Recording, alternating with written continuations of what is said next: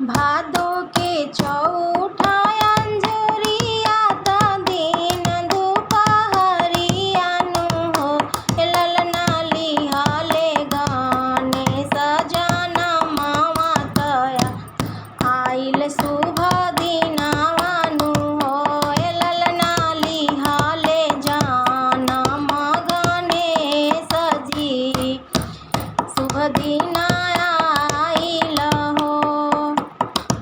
भादो के चौठा अंजोरिया ता दिना दुपहरिया नु हो ललना लिहाले गाने सजना मावा त आइल शुभ घड़िया नु हो ललना लिहाले गाने सजना मावा त आइल शुभ दिनावा नु हो।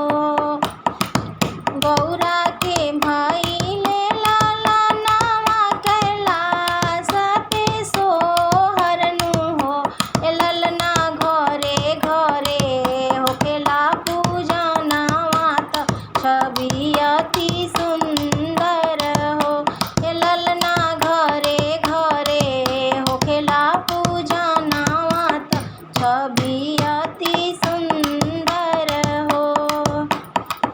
सुख करता दुख हरता सेवकन के विघ्न के विनाशक हो ललना घरे घरे बाजेला बधइया त दिन अति पावन हो ललना घरे घरे बाजेला बधइया त दिन अति पावन हो।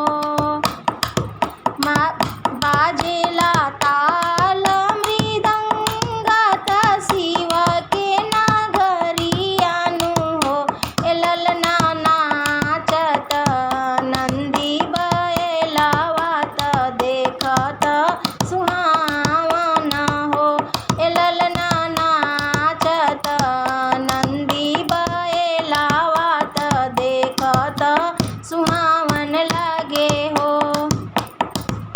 देवगाना फूल बरसावेले देखत सुहावन लागे हो ललना झूमी झूमी गईबो सोहरवा त सुनत सुहावन हो ललना झूमी झूमी गईबो सोहरवा त सुनत सुहावन हो। नाना